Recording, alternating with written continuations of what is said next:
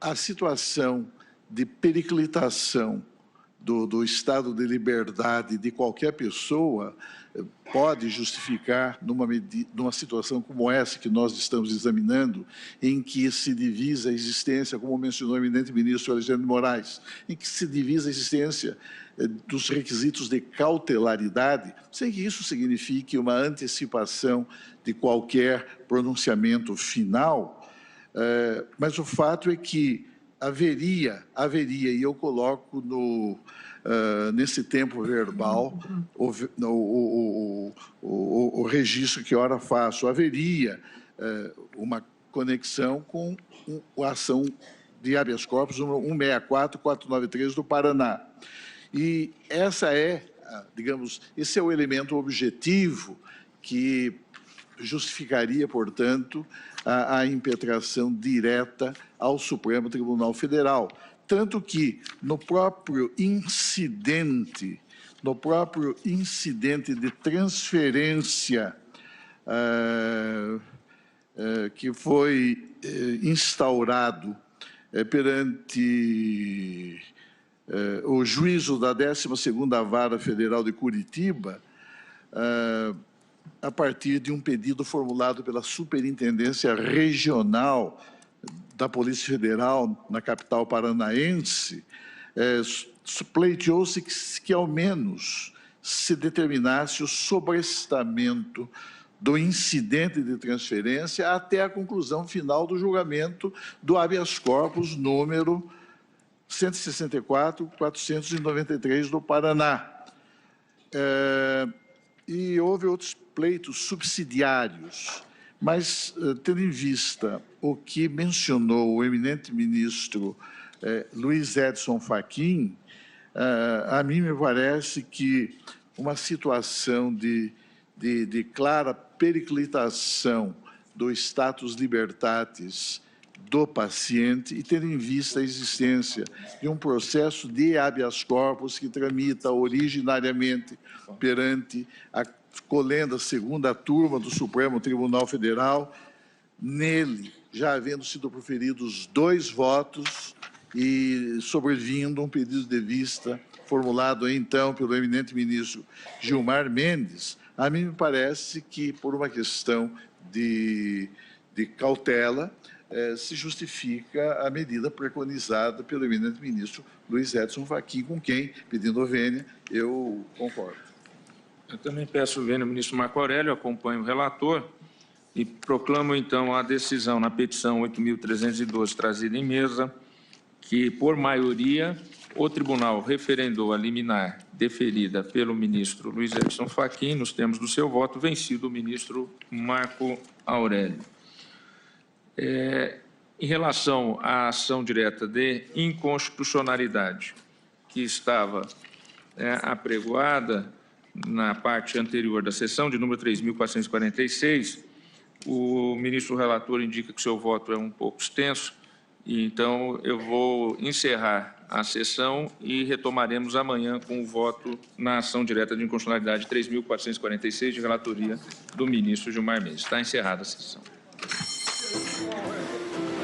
Bom, portanto, nós acompanhamos aí essa sessão rápida do Supremo Tribunal Federal suspendendo a transferência do ex-presidente Luiz Inácio Lula da Silva de Curitiba para São Paulo. Lembrando que mais cedo a Justiça Federal do Paraná tinha determinado exatamente essa transferência, que seria da carceragem da Polícia Federal em Curitiba para o presídio Tremembé em São Paulo. Só que o Supremo Tribunal Federal acabou de suspender essa transferência. Já já a gente volta a falar com mais detalhes desse assunto. Os gastos da Assembleia Legislativa do Rio de Janeiro,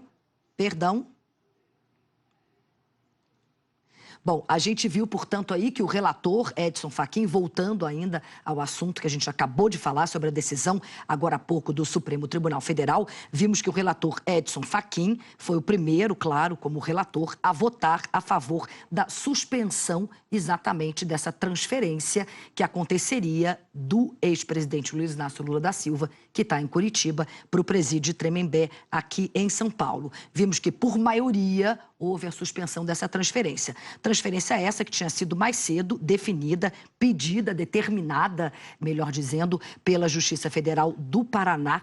Tinha pedido isso através de uma juíza, a juíza Lesbos, tinha exatamente feito esse pedido para que houvesse a transferência do ex-presidente Luiz Inácio Lula da Silva para o presídio Tremembé, no interior de São Paulo. Só que aí, logo em seguida, a defesa do ex-presidente Luiz Inácio Lula da Silva entrou aí com esse pedido no Supremo Tribunal Federal para que isso fosse analisado de forma rápida e imediatamente, o que de fato aconteceu. Nós acompanhamos, portanto, aí essa rápida sessão do Supremo Tribunal Federal, dando exatamente essa determinação, né? A defesa tinha pedido também liberdade para até que o julgamento de habeas corpus pela segunda turma do tribunal, ou caso isso fosse negado, que mantivesse o ex-presidente Lula em sala de estado maior, ou seja, em cela especial. Essa decisão foi por 10-1.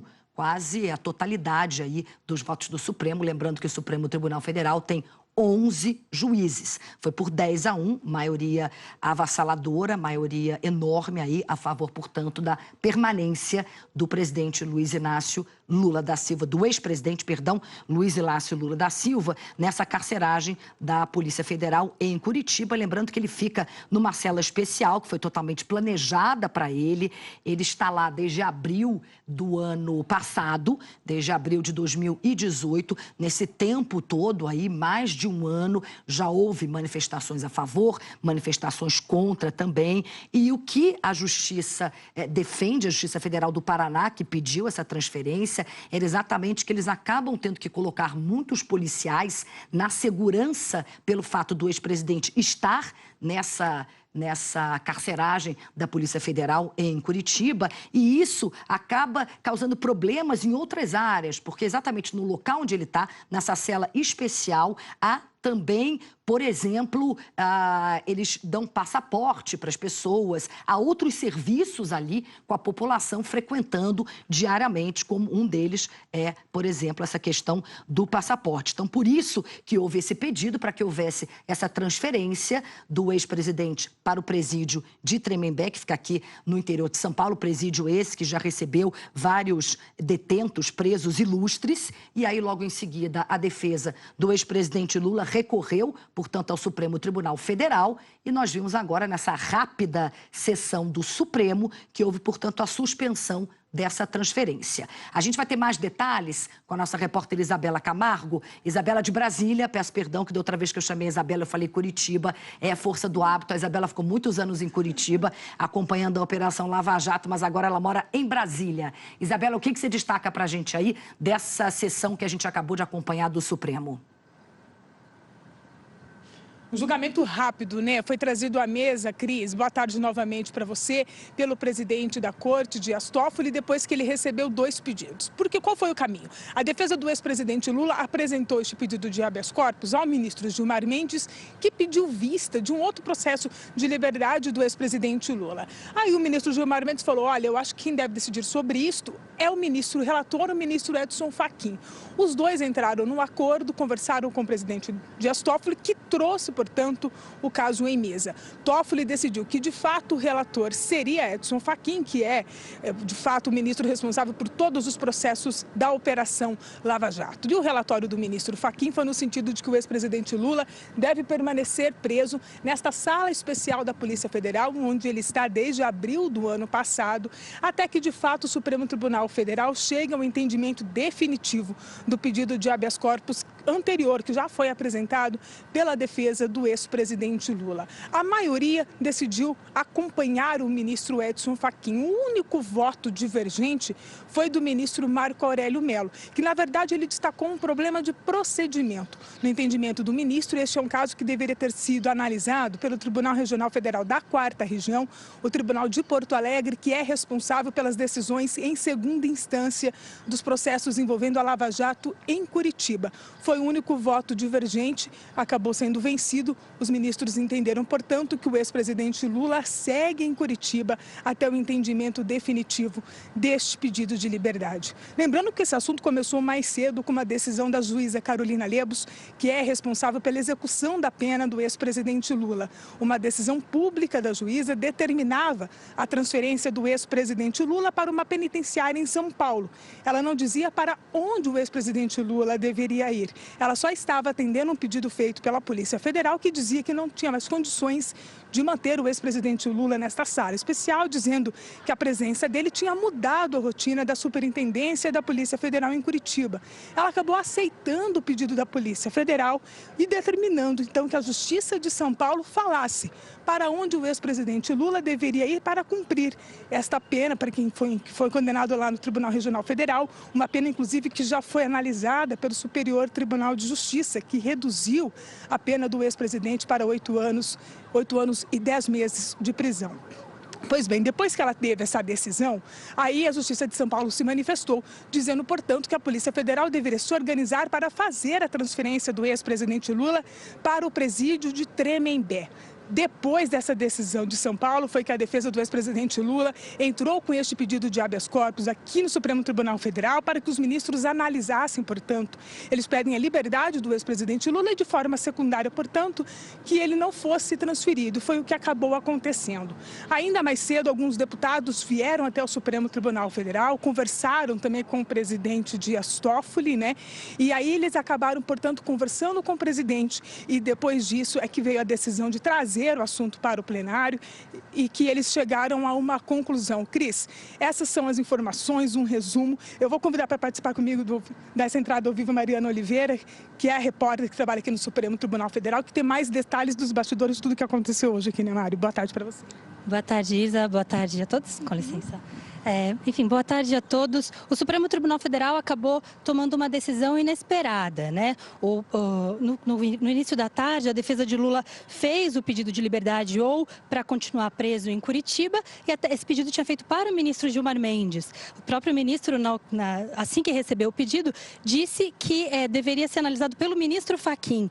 E aí, em seguida, saiu uma decisão do ministro Fachin questionando a presidência do Supremo sobre quem deveria decidir sobre o pleito de Luiz Inácio Lula da Silva. Toffoli recebeu os parlamentares, um grupo de políticos aqui no Supremo, e já avisou a eles que uma decisão sairia ainda hoje. E na sequência dessa fala aos deputados, ele já foi diretamente ao plenário informar aos demais ministros que isso deveria ser julgado ali, naquele momento. Ele informou a todos que pela deliberação técnica, caberia ao ministro Fachin ser o relator do caso, e o ministro Fachin começou, então, a ler ali o pedido da defesa. Pediu o parecer da procuradora Raquel Dodge. Raquel Dodge opinou para que o ex-presidente Lula ficasse preso lá em Curitiba, não fosse transferido para Tremembé, e esse foi então também o voto dado pelo ministro Fachin. Os ministros todos concordaram, apenas o ministro Marco Aurélio entendeu que não cabia ao Supremo decidir hoje sobre esse caso, que a defesa deveria primeiro recorrer ao TRF4, né, a segunda instância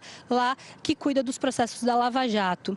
Enfim, então por 10 votos a 1, o Supremo suspendeu a transferência do ex-presidente Lula e decidiu que ele fica preso lá em Curitiba por enquanto, até que o Supremo decida o processo que questiona a atuação de Sérgio Moro. Maravilha, muito obrigada, agradeço a participação de vocês duas, Mariana, também Isabela, obrigada mesmo. Qualquer novidade, claro, vocês chamam a gente aqui imediatamente, como a gente viu, né, mais cedo agora, nessa entrada da Isabela, foi realmente uma sessão de última hora do Supremo, decidindo, portanto, suspender essa transferência do ex-presidente Lula aqui para São Paulo. Vamos voltar para Brasília, conversar agora com o nosso comentarista Valdo Cruz.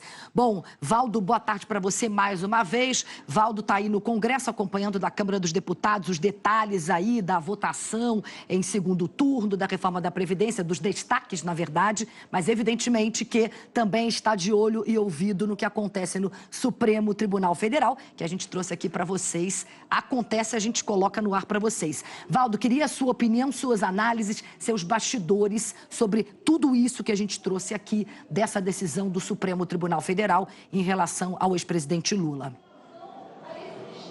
Olha, Cris, esse tema da transferência, né, da transferência que seria feita do ex-presidente Lula, lá de Curitiba para São Paulo, para a penitenciária de Tremembé, acabou dominando o debate aqui também dessa sessão de votação em segundo turno da reforma da Previdência. Desde que essa informação começou a circular por Brasília, deputados aqui começaram a se mobilizar, e é bom destacar não só deputados da oposição, não só deputados petistas, do PCdoB, mas também deputados de outros partidos, inclusive do MDB, do PSDB. Alguns vieram aqui na tribuna criticar essa decisão de transferir o ex-presidente Lula lá de Curitiba para São Paulo, não garantindo para ele, nas palavras aqui, por exemplo, do deputado Paulinho Abiacchio, que é do PSDB de Minas Gerais, é do mundo jurídico. Ele criticou a decisão, afirmando que o ex-presidente Luiz Inácio Lula da Silva tinha, sim, direito a uma sala especial, que ele esperava, inclusive, que essa decisão fosse revogada.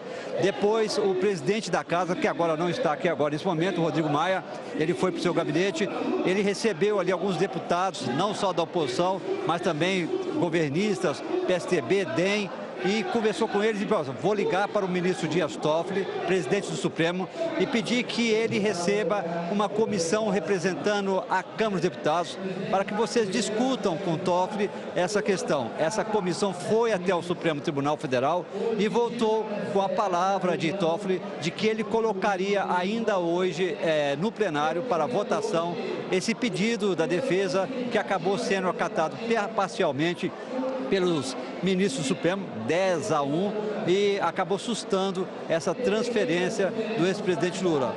Assim que essa informação chegou aqui, quando já foi formada a maioria no Supremo Tribunal Federal a favor de Luiz Inácio Lula da Silva, do ex-presidente, que está preso em Curitiba, condenado em segunda instância pelo caso do triplex do Guarujá, deputados da oposição começaram a bater palmas, a elogiar a postura de Rodrigo Maia, que intercedeu em nome não só da oposição, mas, por exemplo, Marcos Pereira, que é presidente do PRB, que é vice-presidente da Câmara dos Deputados, ele foi ali chefiando essa comissão. Ele não é da oposição, mas trabalhou com o governo, no governo do ex-presidente Luiz Inácio Lula da Silva, foram lá, então elogiaram muito essa postura de Rodrigo Maia para tentar ali solucionar essa tensão do dia de hoje. Então acabou ali resolvendo e sendo elogiado. Em Brasília, Cris, como eu estava dizendo, esse assunto dominou muito aqui em Brasília. Muita gente achando realmente que o ex-presidente Lula, por já ter um precedente, inclusive concedido quando Sérgio Moro, hoje ministro da Justiça, era juiz lá da Lava Jato, da Operação Lava Jato em Curitiba, foi ele que concedeu a Lula a possibilidade de ficar ali na sede da Polícia Federal em Curitiba, numa sala de Estado Maior. Muita gente aqui no Congresso, no plenário da Câmara dos Deputados, dizendo que se isso fosse revogado, se Lula fosse transferido de Curitiba para São Paulo, umas dependências não semelhantes, iguais à de Curitiba, seria meio que aumentar uma punição ao ex-presidente Lula, e que as pessoas achavam que isso não é correto. Muita gente, inclusive aqui também, dizendo que está na hora do STJ, palavras de aliados do ex-presidente Lula, mas também de gente que não é totalmente a favor de Lula, como tucanos, dizendo que o STJ precisa analisar aquela progressão de pena, decidir se realmente o ex-presidente Lula já tem direito para passar para o regime semiaberto. Hoje ele está no regime fechado. O Ministério Público Federal já deu um parecer favorável a isso. Ou seja, Cris, esse assunto acabou ali dividindo as atenções com essa sessão importantíssima para o país, que é de votação do segundo turno da reforma da Previdência, mas acabou aí também sendo usada essa sessão para externar apoio ao ex-presidente Luiz Inácio Lula da Silva. Agora a sessão continua, estão em votação do terceiro destaque. Então, Cris, agora com essa decisão do Supremo, vai ter que aguardar até que seja julgado o mérito desse pedido da defesa de Luiz Inácio Lula da Silva a respeito da questão de se você mantém o ex-presidente Lula preso ou não, se tem uma progressão de regime ou não. Cris, é com você. Valdo, obrigada, viu, pelas suas informações. Bom trabalho para você. Vamos continuar a falar desse assunto, lembrando que a gente viu o placar foi de 10-1, quer dizer, maioria esmagadora dos juízes do Supremo Tribunal Federal, votando exatamente pela suspensão dessa transferência do ex-presidente Lula de Curitiba para São Paulo. Eu vou começar mais uma vez com a Mariana Oliveira. Mariana, vamos lá, vamos explicar aqui para os nossos telespectadores os próximos passos. A partir de agora, o que acontece aí no Supremo Tribunal Federal em relação a essa ação? Oi, Cris, boa tarde a todos. Bom, agora que o Supremo Tribunal Federal decidiu suspender a transferência, decidiu manter o ex-presidente preso lá em Curitiba, vai ser preciso que o ministro Gilmar Mendes devolva o processo sobre que aponta, né, a parcialidade do juiz Sérgio Moro. Vamos lembrar o que aconteceu até agora. A defesa do ex-presidente questionou a atuação de Sérgio Moro como juiz no caso dele, enfim, apontou uma série de elementos, disse que o juiz determinou uma condução coercitiva que não deveria ter sido determinada, questionou supostos grampos em advogados, afirmou que ele agiu de modo inadequado como juiz do caso do ex-presidente Lula. Esse julgamento começou em dezembro do ano passado. O ministro Fachin e a ministra Carmen Lúcia votaram contra o pedido do ex-presidente Lula. Entenderam que não havia nada de errado na atuação de Sérgio Moro. E o ministro Gilmar Mendes, então, pediu vista, paralisou o julgamento.